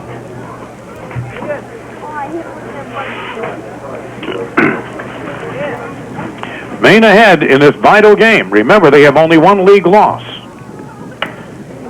Slowly hit to second base. It's going to be a close play. They will get him at first base. A nice play by Bano, throwing him out. Dutil can run, and he got him by a half a step. That saved the run because he was just there. Maine gets no runs. Pepsi in the USA. Hard counting pitching, you can make a case for Plimpton being a relief pitcher in game 2. Morse threw 29 when he had to leave. Now Plimpton has thrown 12, 12, 11, and 18. An amazing performance. He's thrown 24, 34, 35, 45, 55, 53 pitches. 53 pitches. That's all he's thrown. He can come back and throw another 90 pitches. Swings and misses. Maine trying to win it here. Alessio, the leadoff batter, Len, and I'm just joking, I guess, but he's got enough left in his arm to come back and pitch another game. Pitch a relief ball today. Nothing but a long relief stint for him. Well, the 2 pitchers together combined in a 1-hitter. They've struck out 11 batters, walked only 2. It's been a great performance by them. It wasn't planned that way. Low for a ball. 1 ball, 1 strike. Now, in the last inning, Plimpton did walk 2. So we shall see how it goes. Should have been out of it. The error didn't really haunt Etzweiler. That's a high fly ball to Gagne in left field. Back there, looks up and puts it away, and Maine's 2 outs away from winning a key game. If Maine wins, it will be their 8th game in the league that they have won against one loss, and they will take a step toward postseason.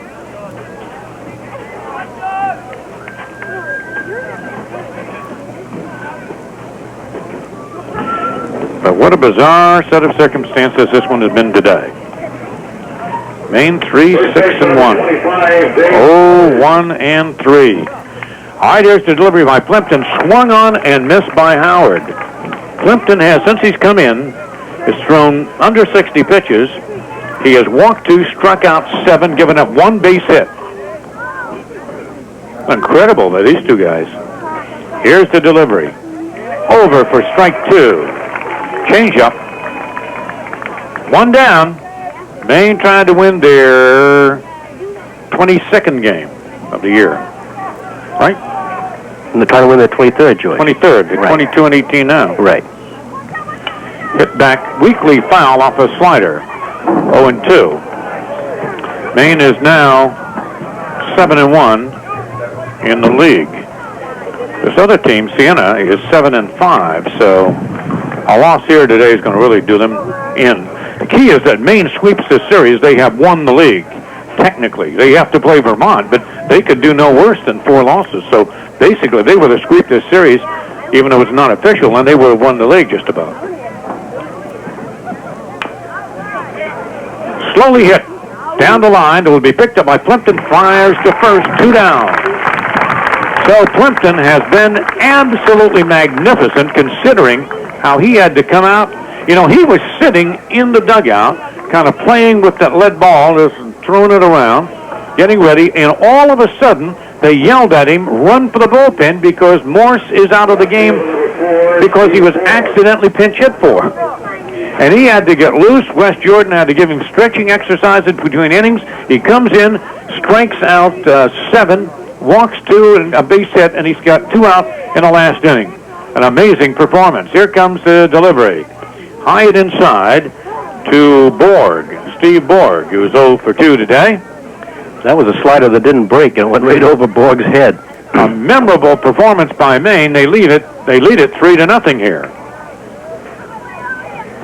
George, a lot will depend, too, this weekend. I think that Northeastern and New Hampshire have a series at New Hampshire, and that will go a long way if Northeastern clarifying the pitcher. Yeah, right. If Northeastern loses another one, it's all over. If Maine were to sweep this weekend. Right. And that's an if. All right, here comes the delivery. Swings and misses. He threw him a heater. 1 and 1. So the Bears are on the edge of winning it 3-0. We're in the top half of the 7th final. Game 1 of a doubleheader. We'll broadcast both games for you. And I hope Game 2 is not as bizarre as Game 1 was, at least in that aspect of it. Strike 2 call. He's trying to get his 8th strikeout of the game and the 12th of the game between the two pitchers. 2 very good fastballs there, George. He's mixing that fastball and his slider very well today. And again, we've been told that Morse will attempt to pitch Game 2, having thrown only 29 pitches in Game 1 before he had to leave. All right, here's the delivery. 1-2. Swings and misses. Strike 3. It's all over. And a great performance by Plimpton. Absolutely magnificent. He struck out 8. He walked only 2, gave up 1 hit, a combined 1-hitter, a brilliant game by Plimpton. And the Maine Bears now go 23-18, 8-1 in the league, and they take a step toward a championship. And we'll be back in a moment. Your car's engine made it through another tough winter, and now it's time to reward it with an oil change and lube. Your local Midas dealer is ready to help you with a spring oil and lube special. Top quality Valvoline motor oil and Valvoline Filter Plus lube, all for only $12.95 for most cars and trucks. That's right, up to 5 quarts of Valvoline motor oil. Valvoline Filter Plus Chip today with a 3-0 victory over Siena. 3 runs, 6 hits, 1 error. No runs, 1 hit, 3 errors for Siena. Maine now is 23-18, 8-1 in the league. Siena goes 19-9, 7-6 in the league. So they're out of it. But Maine can take another step forward in Game 2, and this has been interesting. Well, if you didn't join us early, it was just weird when Maine made a batting card. The leadoff batter is coming up right now in Game 2.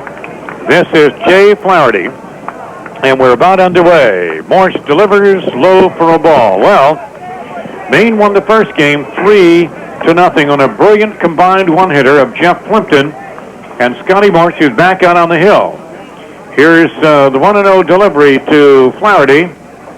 It's inside ball 2. Now, Morse threw 28 pitches, according to the coaching staff. He had to come out because Maine's coach, John Winkin, failed to put down a ninth batter on the batting lineup. And listed, it's hit foul down the line, out of play. He listed Morse in the number 9 spot, but intending to write him as a pitcher. So when Dutil came up in his normal position, he was technically pinch hitting for Morse, who left the game. At that time, he had retired 6 straight batters, and he's starting game 2. That's foul back again. Plimpton came in, threw a one-hitter through the rest of the way, struck out 7, struck out 8. He got the last guy, and ended up in an absolute brilliant performance to get the win. So Plimpton gets his 5th win against 2 losses. And Morse now is starting game 2, and we'll see how he goes. That's ball 3. So whether the long layoff has bothered him or not, it's kind of like a very long rain delay. He is 3-2 to the leadoff batter, Flaherty. Maine won it 3-0. So we're in game 2 now. Top half of the first inning. It is hit to shortstop. Bordick comes up with the ball and throws to Bernardo for out number 1.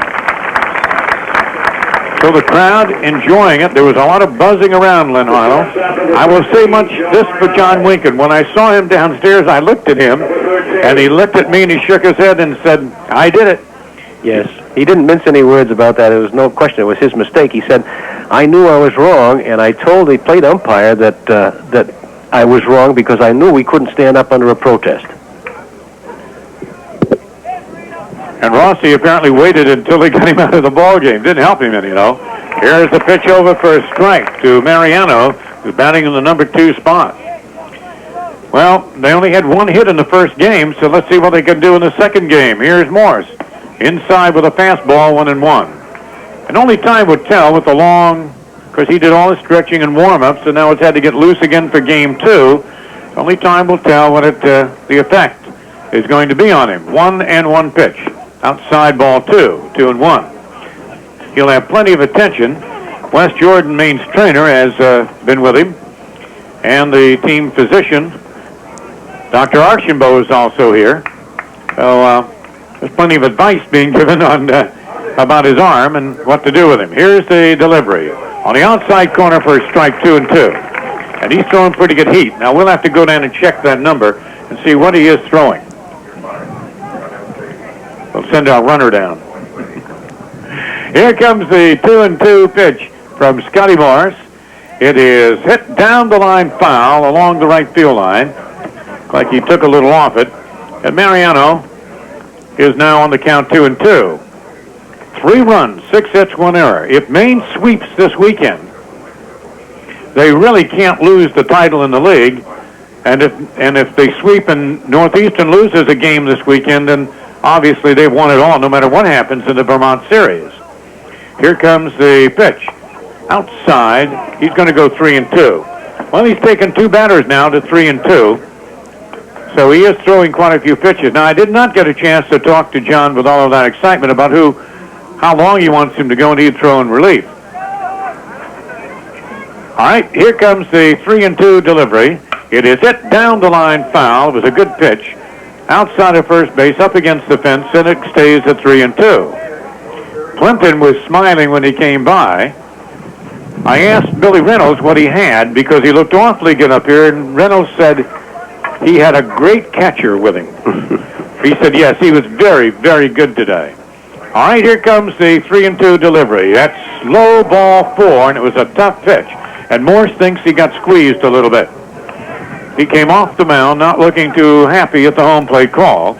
So he walks Mariano. That's something he did not do in game 1. This is kind of weird saying game 1 and game 2 in the same pitcher, but that is the way it's gone here today. We were trying to remember or recall, George, if there ever was a Maine pitcher who started both ends of a doubleheader. And that doesn't come readily to my mind, certainly. Well, I can't remember it. It has happened in college games where the starting pitcher gets such a lead, they take him out and then hold him for game 2. But generally speaking, I wouldn't think that'd be a good idea to do it very regularly. You might get away with it once in a while. Who was it in the majors? Bobo Newsom that did that one time? Well, Bobo did some strange things. Pitch is low in the dirt, blocked by Reynolds. The batter is Steve Brennan. He had the only hit, I think, in game 1. The right fielder, Brennan. So Maine has a runner against him on first base. The walk was given to Mariano. Maine won the first one 3-0. On the hill pitching for Maine for the second time today, Scotty Morse. Morse nods okay, throws to first. He has a very quick move for a right-hander to first base. Well, it was a quick lunch break, and everybody's back out here again. Hit in the air, but foul. It will come back toward us here in the grandstand and land softly somewhere. 1 ball and 1 strike. Red Sox at Kansas City tonight. We'll have that one for you on AM on WABI. They lost 6-0, I believe, last night. The Can did not do much. He did not quiet the bats last night. Joe Johnson, former University of Maine pitcher, won his third. He went all the way against the Dodgers last night, beat them 4-1 for the Atlanta Braves. We have 1 ball, 1 strike. By the way, he struck out 9 last night. Gave up 4 hits. That was a great performance by him. Quick throw to first. He's back in. Brennan with a 1-1 count. No score, top of the first inning. Game 2, Maine won the first one 3-0 in a certainly memorable game. Pitch is over for a strike. A very good-looking fastball.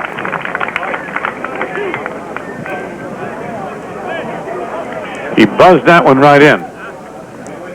Tomorrow's game, a single game with Steve Lubier on the mound. Maine will go at it at 1 o'clock tomorrow afternoon.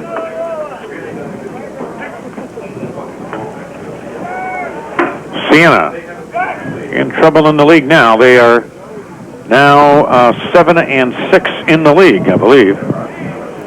They came in 7-5. They are now 7-6 in the league. Here's the delivery. Off the handle, fouled up toward the dugout, and will come back of the dugout, and the count is 1-2. Then I haven't really picked up their starting pitcher for game 2 yet. Do you have it? Mike Venditti, a senior from Albany, is due to go game 2. We don't have a lot on Siena. He's primarily a relief pitcher also, I understand. Yeah, well, they're down. The kids, I talked to the kids about Dupuy, and they thought he pitched pretty well.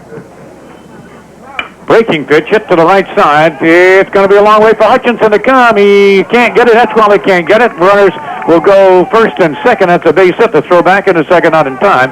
And a Texas League single just punched in between the fielders and right on the right side. And with 1 down, Siena has runners at first and second in the top half of inning number 1. It wasn't hit very well. It was one of those dying things. And that's why they went back for it. Brennan has had now the distinction of having, they've had 2 hits on the day, and both of them Brennan, 1 in each game. And neither one of them were particularly well hit, as I recall. No. Both of them were the same type of hit, sort of an in-betweener, a Texas leaguer.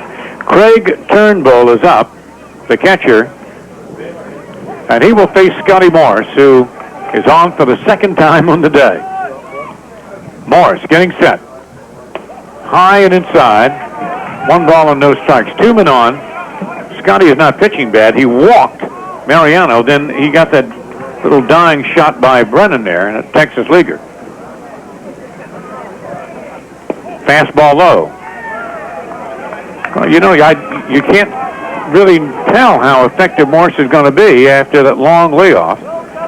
I'm not sure what they did with him, whether they iced him, whether they stretched him, what they did. He went through 28 pitches and then had to sit that long time out. Here comes the delivery. Swings at a fastball and misses. He's throwing pretty good velocity. I don't think it may take a while for him to loosen up. He's such a competitor that he's laying in there. 2 balls, 1 strike. 2 men on, 1 down for Siena in the top of inning number 1 of game 2. On the inside corner for a strike.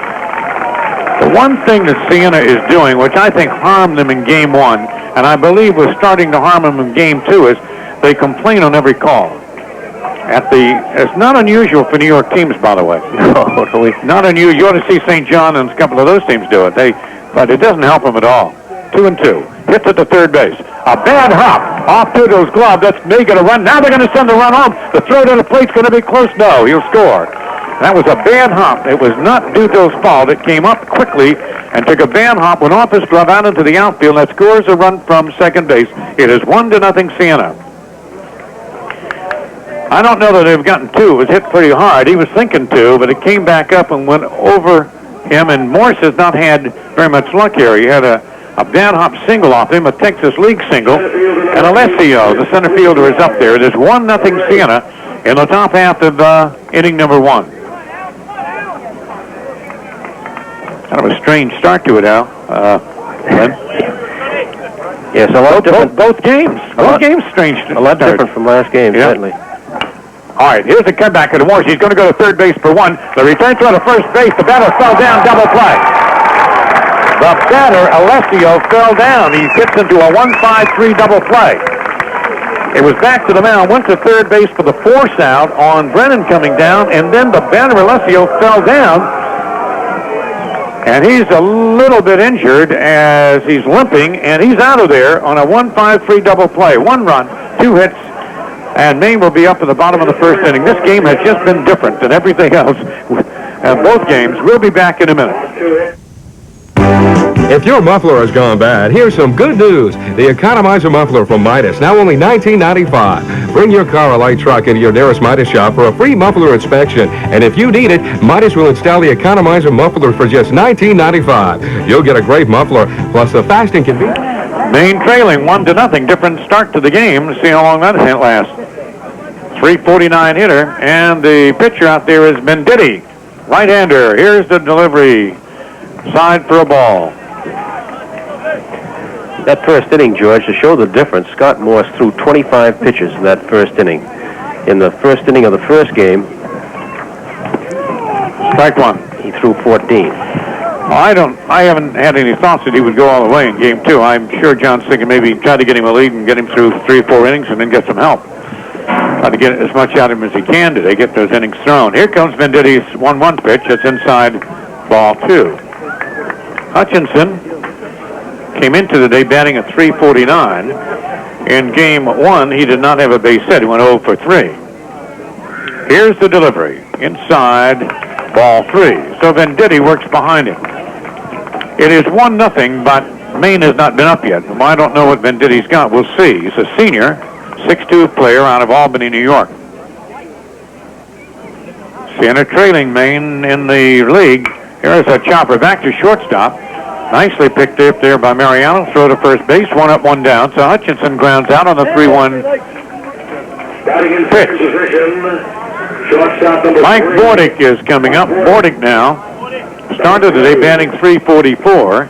And Bordick today has had a single, a walk, and that's about it. That was a stolen base. But I'm sure he was happy to get that base hit after yesterday. He hit the ball hard yesterday in the Husson game. He hit it at people. Maine won the first game 3-0 in a kind of different one. This is game 2. Here's the delivery. High to Bordick.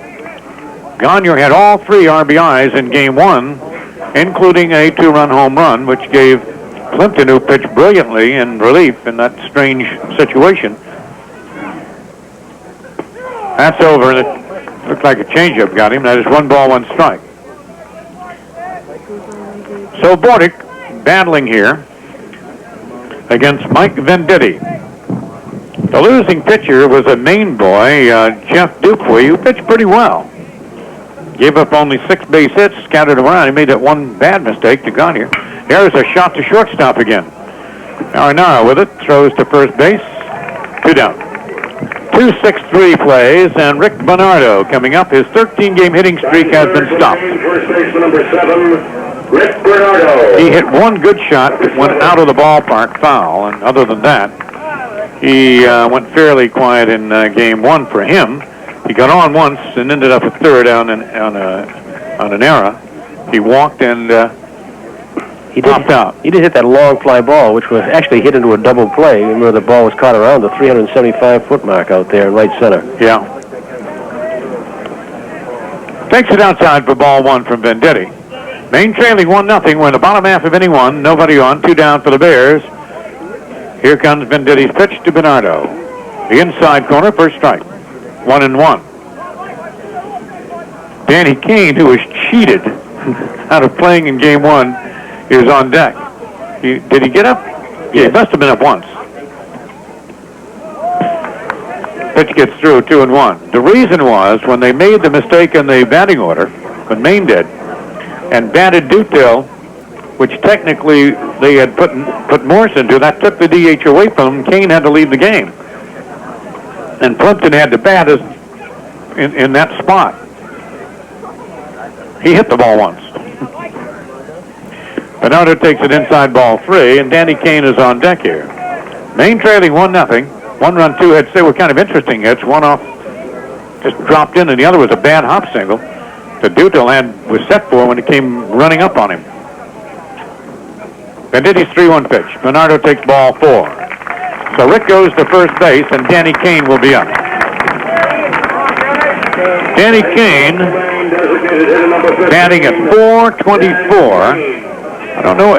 There's a bat of .425 for Bernardo, .424 for Kane. Bernardo didn't have a hit, and Kane didn't have a hit in the first inning. I would think that maybe Bernardo had one more at-bat, so Kane may be slightly in the lead now. Yes. Although Danny Kane has quite a few more at-bats than Bernardo does, so his average moves more slowly, one way or the other. A .424 ain't all that bad, guys. All right, Venditti with 2 down, runner at first base now. We'll get set. Bernardo breaks. Pitch is outside. The throw to second base is not in time, and Bernardo is running very well. That's the first time this year since the injury, that he's run 100% all the way. Turnbull made a nice throw, and Bernardo had a great jump. So Wes Jordan's done a really terrific job of getting that leg of that man back in good shape. But down in Florida, he pulled a hamstring, and he's been playing gimpy at times, but he's just perfect there. He stole second. Bernardo, that is stolen base number 5. Make that 5 out of 6. Kane took ball 1.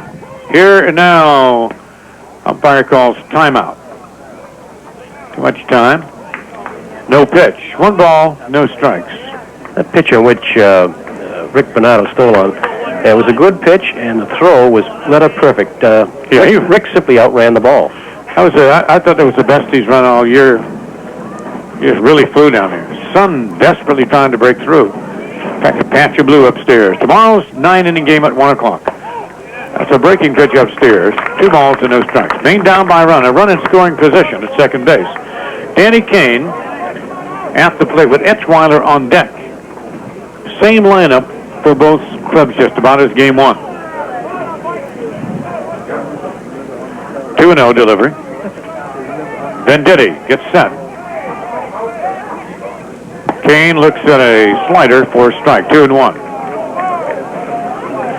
A pleasant day for baseball, considering all of the clouds and everything today. We've got a pretty good crowd on hand. And tomorrow's game again, 1 o'clock. I hope you'll be here. If not, join us on WABI, WBGW. 2-1 delivery will be coming into Kane. Venditti looks at second base and will come in with it. Well in the dirt, gets away from the catcher. That's a wild pitch. And Bernardo will advance to third base.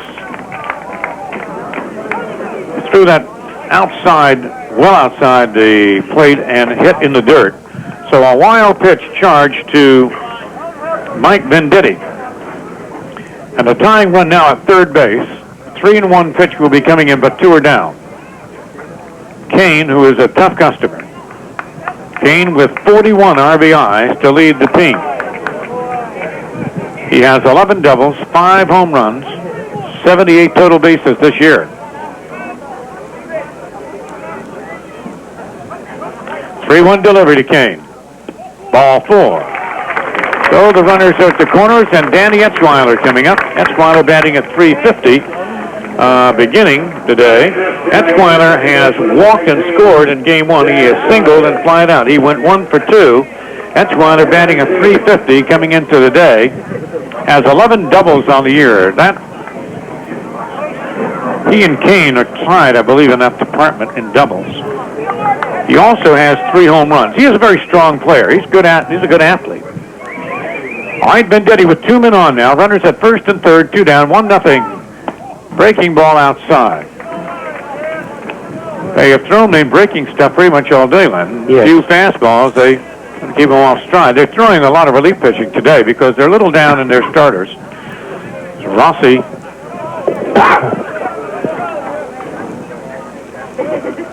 Here comes the fastball. Hit to the left side. That's hit pretty far. He's out there chasing it. That's near the fence. That's up there. That's gone. I told you Exweiler had power. He went to the opposite field for home run number 4, and it is gone.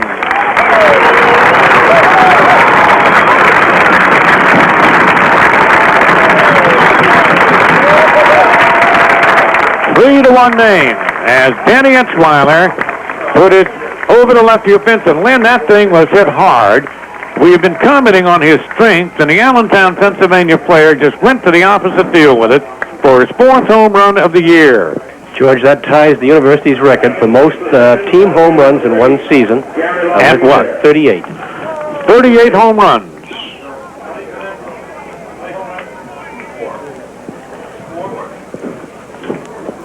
All right, this is LaPierre.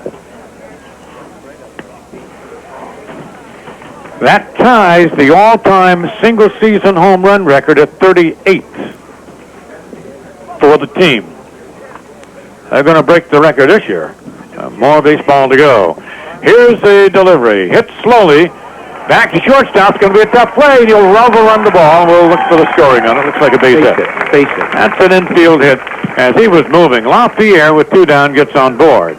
So we've had key home runs in the game. Gagne in game 1 got a 2-run shot. And in game 2, a 3-run shot by Danny Exweiler, who ups his RBI total to 38 on the year now with that home run. And Billy Reynolds, who is the all-time home run king at Maine, is up there. Reynolds has 8 home runs this year. Bernardo has 9 home runs. Nice to have those 2 guys in the lineup every day. 17 home runs between them. Kane has 5. Runner at first base now. Venditti gets set to deliver to Reynolds. Runner breaks. Swings and misses. Throw to second base. Going to be close. He is out at second base on a nice throw. That catcher is a pretty good player, Turnbull. He made a nice throw, and LaPierre is out trying to take second base. 2-4 covering. So, Maine gets 3 big ones on a gigantic off-field home run by Exweiler, and it is 3-0 Maine at the end of 1 when we come back. Oh, I don't know, 350? Hard to tell, but I think just sails over there. The fences are marked at the line, 330, 375 in the alleys, and 400 at dead center, and that cleared it pretty well. An opposite field home run. Here is Howard now in the top half of inning number 2 for the Siena Indians. Morse delivers. Hits it to second base. Exweiler grabs it in the dirt. 1 up, 1 down on a pitch. Kind of important now for Morse not to throw too many. He threw 25 pitches in inning 1. He threw 28 in the first game, and I can't keep explaining if you joined us late, except there was a mistake, and they had to take him out of the ball game on a technicality when he accidentally pinch hit for him, and they decided to start him in game 2. So for what we can determine, for the first time maybe, well, I can't say first time in history, first time in memory, a starting pitcher for Maine in a conference game, a big game, started both games. I don't ever recall seeing it. That might be a good question to ask John Winkin if he ever can recall any of his pitchers doing that. Breaking pitch gets Borg, strike 1. John usually goes, back in Colby at 1952. I had a big guy, and then we're off to the races. Yeah. Now, he had some people at Colby who were perfectly capable of doing that. Oh, yes. Fastball low. 1 ball, 1 strike. So Morris now, I guess you're going to count his pitches on the day. He's thrown about 53 pitches in 2 games coming into the inning. Or weird, but that's the way it is. Here comes Morse's delivery. Swings and misses. A tired Scotty Morse may be better than anything they've seen all year long. I'll tell you that. It would not surprise me, although we will have to count pitches, to see him make it all the way through this game. It's a 7-inning ball game. Plimpton was just absolutely fantastic in relief. 1-2. Oh, did he commit? No. Had a notion held up, almost committed. Breaking pitch outside, 2-2. Maine and Siena tomorrow at 1 o'clock to wrap up the series. Should Maine sweep this series, on paper, even though the committee, of course, hasn't met officially, it would be impossible to figure out how they could lose the championship then. Now, that's assuming Northeastern continues to win all their games. Siena now has 6 losses in the league. Northeastern has 4. Maine has 1. So you can see that 3-game separation. Maine took 2 out of 3 head-to-head. Strike 3 called. Nice pitch. He blew it by him.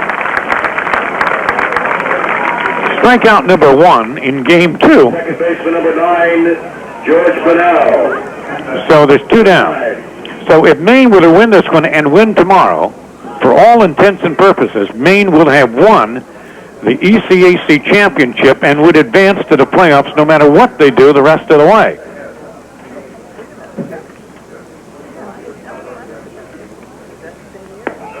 If they were to falter in this game and the game tomorrow, then any number of things can happen to them. So they've got to keep winning. Ball 1. 2 down, nobody on. The batter is Bonnell, the second baseman. Inside, fastball, 2-0. Morse had the long wait to come back and pitch. I said to Plimpton after the game, we're never going to tell you again when you're going to pitch. We just throw you in the game. You're better when they don't tell you. He laughed. Ice on his arm. Foul ball down the line. 2 balls, 1 strike.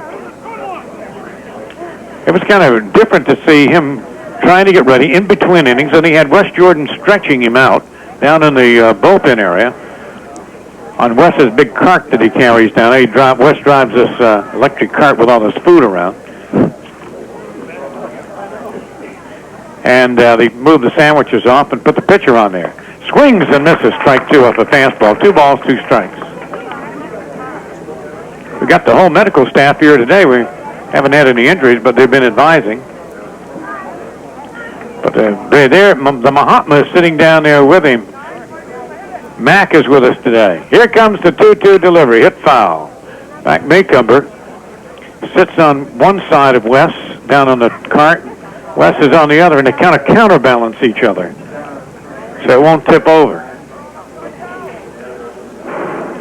2 balls, 2 strikes, 2 down. Nobody on for Siena. Top half of inning number 2.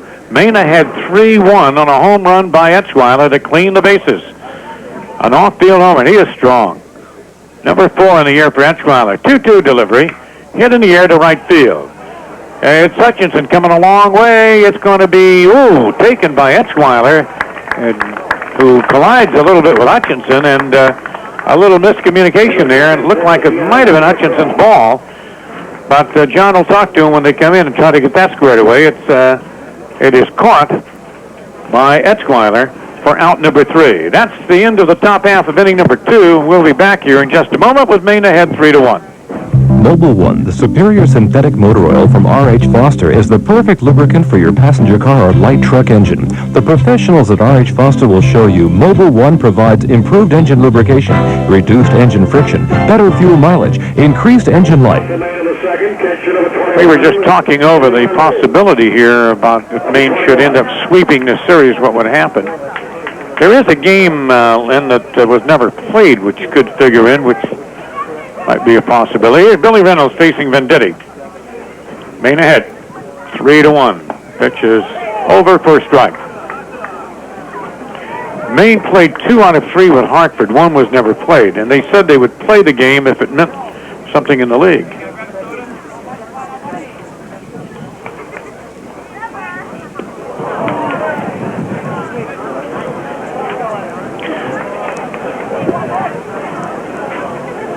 Two strikes now to Billy Reynolds. The Jug Gun Report is up.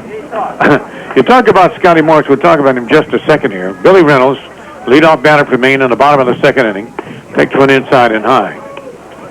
Here is Morse, who warmed up, got ready, threw at 28 pitches and had to sit out 2.5 hours because of that problem and came back, and they're getting him near 90 miles an hour on the fastball on the gun. Oh, Reynolds hit at the plate with a pitch. Well, might have got the bat. Looked like it hit him. I thought it got him. I don't know that hit the bat or it just missed everything. Well, it sure looked like it got him. Let's see what the count is. It's 1 ball and 2 strikes on the board. Coughlin hasn't put up his hand, so I'm really not sure. He's calling a foul tip. 1-2. Here's the delivery. Hits it toward shortstop. Nice hop by the shortstop. Throws to first. They get him. Mariano looks like pretty good shortstop. They could have tap hopped him. 1 up, 1 down. He's out 6-3. So here is Scotty Morse throwing 86 to 89 on the jug gun. Doesn't tell you location, but it does tell you what's left in his arm, guys. So that's really amazing. Well, here's Gagne, who has really upped his average. Got 3 RBIs in game 1, including a 2-run home run. Maine needed it because that was a tough game. 1 down, nobody on. Venditti's delivery. Hit to second base now. Vanel up with it, throws Gagne out, and there's 2 up, 2 down. And that's going to bring Mike Dutil to the plate. The third baseman, number 6. From Winslow, Mike Dutil, the pinch hitter from game 1. He will forever be known. We're trying to blame it on him in between innings. He didn't do nothing but go up there when they told him to go up. Batting right-handed, Dutil. Fastball swung and just got a piece of it. His average has come up solidly. He did not look good at the plate in Florida, but he's upped it to 284. Has 7 doubles, 3 triples, and a home run. He's now at 43 total bases coming into the day. He had 1 base hit in game 1. Batting in the number 9 spot, Venditti's delivery. Foul back off a breaking pitch. Almost stuck in a chain link. 0-2. So Venditti gets set now to deliver to Dutil, the right-handed batter, third baseman, was an outfielder for a while, outside, ball 1.